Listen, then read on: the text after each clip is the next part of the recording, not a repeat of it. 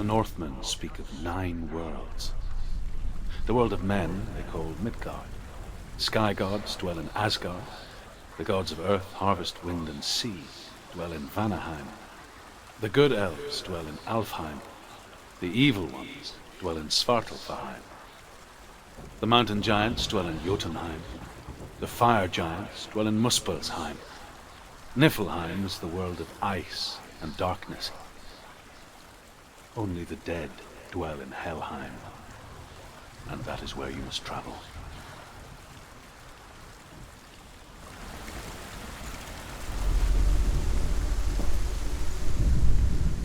The world of the dead is ruled by the giantess, Hela, daughter of Loki.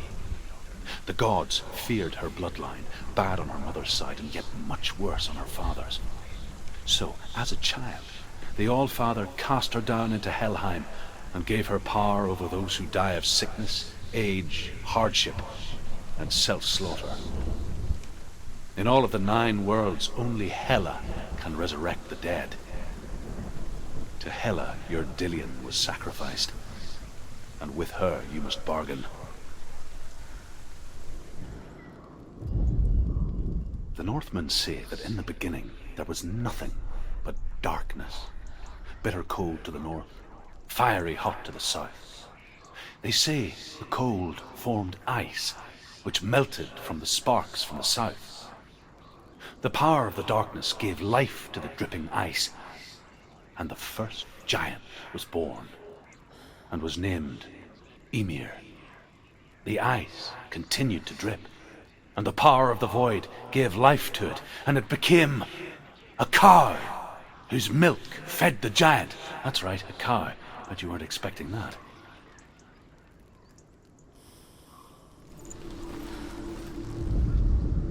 Ymir was a frost giant, a being of darkness, and all his sons and grandsons were dark after him. Of his daughters and granddaughters, some were monstrous, but others fair. But there was another who came from the ice, Buri. In shape, he was like a man, big and powerful. His son, Bor, took a fair giant to be his wife, and they had 3 sons. Odin was the eldest, and the Northmen hold him to be the foremost of the gods, the Allfather.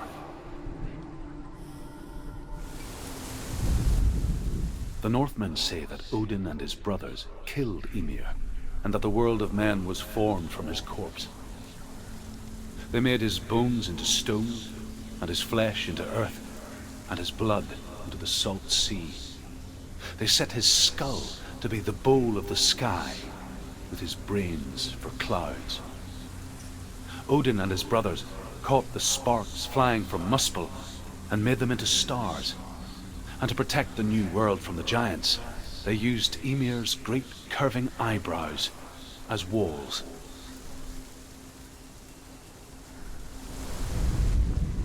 The Northmen say you must sacrifice in order to receive.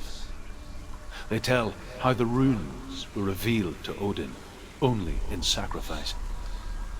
He hung himself from the world tree, and he stabbed himself with a spear, and he dedicated the sacrifice to himself. For 9 nights he hung on the tree without food or drink, and at last he saw the runes below him. He gave a cry, and gathered them in his mind and learnt them. Then he fell from the tree.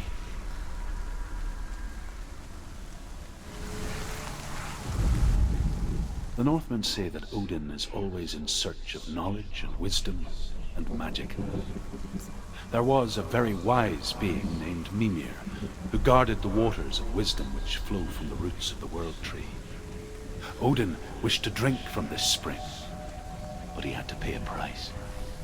So he gouged out his own eye as offering to Mimir. He drank from the well and traded one way of seeing for another.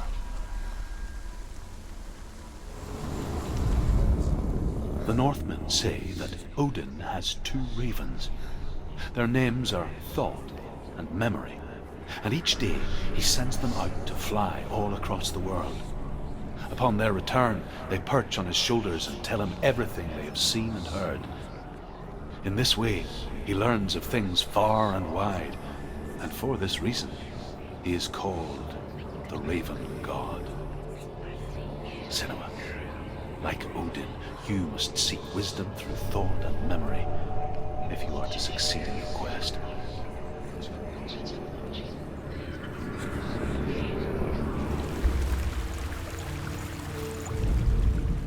The Northmen tell this story. Before the earth was created, there was a world called Muspel. Because it was in the south, it was bright and hot, flaming, burning. Sparks that flew out from Muspel became the stars. Other sparks melted ice in the frozen world of Niflheim, creating the body of the first giant, Ymir. Muspel is one of the 9 worlds, and is now the land of the fire giants. And people from elsewhere cannot endure a journey there.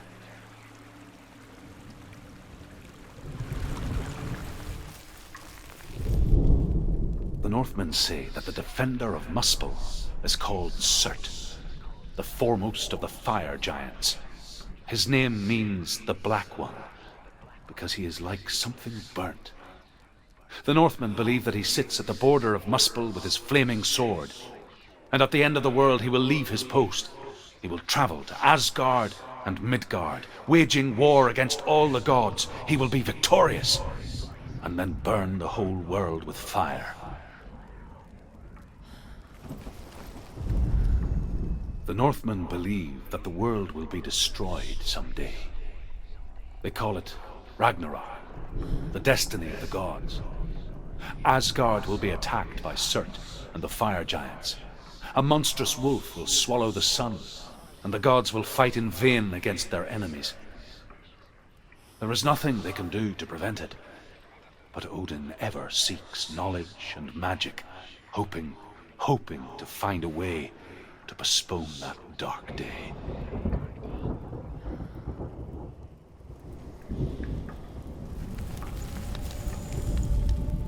The Northmen say that at Ragnarok, the sons of Muspel will travel to battle in the ship called Naglfar, the corpse ship. And when the sons of Muspel leave the ship and ride to battle, it will be as though the sky had split open, and Surt will lead them. Wherever he goes, flame will erupt before him, and fires will burn behind him.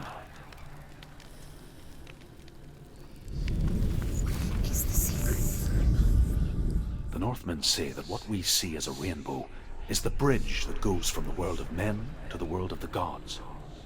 For now, they say the frost giants and the mountain giants cannot cross it. But they say that when Ragnarok comes, not a thing in this world will be safe. The rainbow bridge will break under the onslaught of the fire giants riding on flaming steeds. Senua, I have seen the fire of Surt spread far and wide, and to our lands. Ragnarok is coming.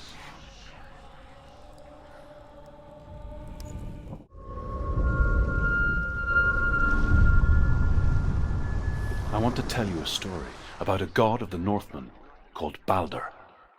The second son of Odin, he was beautiful, good and wise. He was fair of feature, he spoke fair words, he gave fair judgments. Light shone from him. Only good things were told of him. Yet he was the first of the gods to die. The Northmen tell this story about the death of Baldur. It begins with dark dreams. Night after night, Baldur dreams of his own death, and the gods fear for his life. So Baldur's mother makes everything in the world: fire, water, iron, stone, earth, wood, beasts, birds, serpents, poison, sickness, swear an oath not to harm her son. One by one, they each make their vow. Neither weapons nor wood will injure him, Baldur's mother boasts. Only Loki, father of Hela, the mistress of death, is not amused.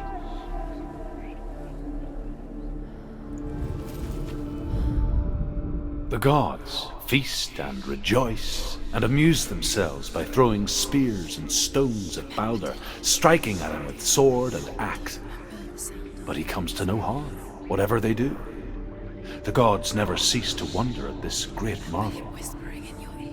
But Loki shapes himself into a woman and asks Baldur's mother, "Is it really true that all things promise to keep him safe?" "I did not ask the mistletoe," Baldur's mother confesses. "I thought it was too young." Oh dear. Do you remember him whispering in your ear? Loki makes a dart out of mistletoe and goes to the gods as they throw things at Baldur.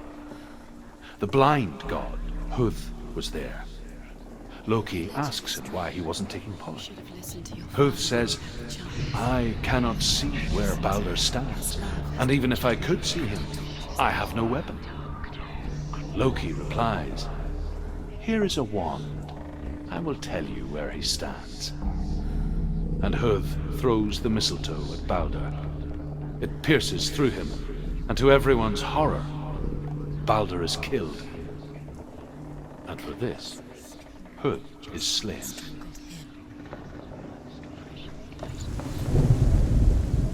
The Northmen tell how the gods mourned Baldur. His body was to be burnt on his ship, but they could not manage to push it into the sea and sent for a giantess to do it. She comes riding a wolf and has vipers for her reins. She pushes Baldur's ship into the sea with such force that the ground shakes and the rollers burst into flames. When Baldur's wife sees his body carried onto the ship, her heart bursts with grief, and she dies. She's put next to her husband, and the pyre is lit, sending the dead to hell. But even so, the gods cannot accept his death.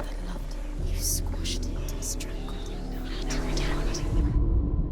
Overcome with grief, the gods send Hermod to ride to hell and ask Hela to let Baldur return home.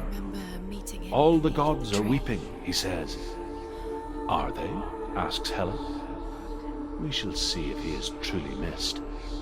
If everything in the world will weep for him, he shall go back to the gods. But if even one thing refuses, Baldur stays with me. The gods send messengers everywhere. Weep for Baldur, weep him out of hell. And everything wept. Men, beasts, earth, stone, trees, metal, everything. Except for a giantess they find in a cave. Baldur was never my friend, she says. Let hell keep what she has. The Northmen say that the giantess must have been Loki in disguise. The Northmen tell how the gods punished Loki for Baldur's death. They captured him and took him to a cave. They fetched his 2 sons and turned one into a wolf, and he ripped his brother apart. The gods used Loki's own son's entrails to tie him down, and turned these bonds to iron, and dangled a poisonous serpent over his face, so that its venom would drip onto him. Each time the venom drips onto Loki's face, he writhes in agony. The Northmen say that is the cause of earthquakes. A reminder, perhaps, that if even gods must accept death, then so must we.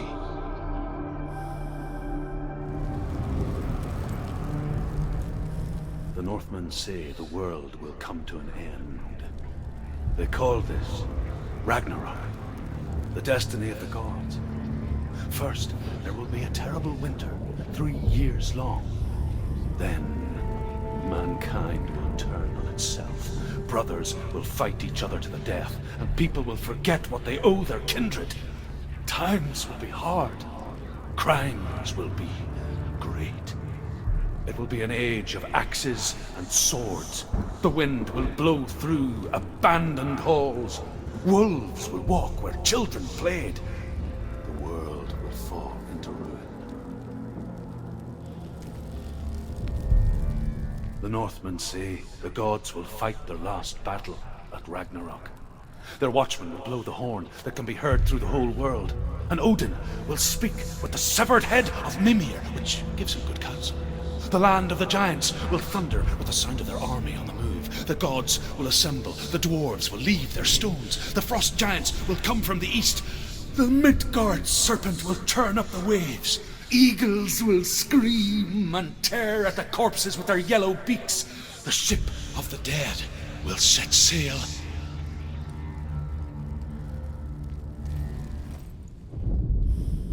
The Northmen say that at Ragnarok, the gods will face a ship full of their foes, which Loki has steered to Asgard. It carries the fire giants, the wolf that will eat the sun, and all kinds of dark creatures. Surt will join them with his sword of fire. The cliffs will crash. Trolls will walk the land. Men will tread the road to hell, and the heavens will split open.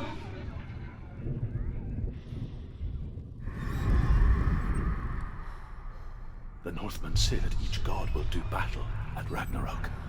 Odin will fight the monstrous wolf and be killed, but his son will avenge him and plunge his sword into the heart of the beast. Freyr will face Surt, but he had given his sword away for love, and without it, he cannot defend himself against the flames. Thor will smite the Midgard serpent to no avail. The sun will grow black, the earth will sink into the sea, the stars will disappear, fire and water will meet, steam will shoot up, flames will play against the sky, the heavens and earth and all the world will be burned, all the gods will be dead, and the warriors of Valhalla and the people everywhere. Senua, prepare yourself for Ragnarok. For it is nigh.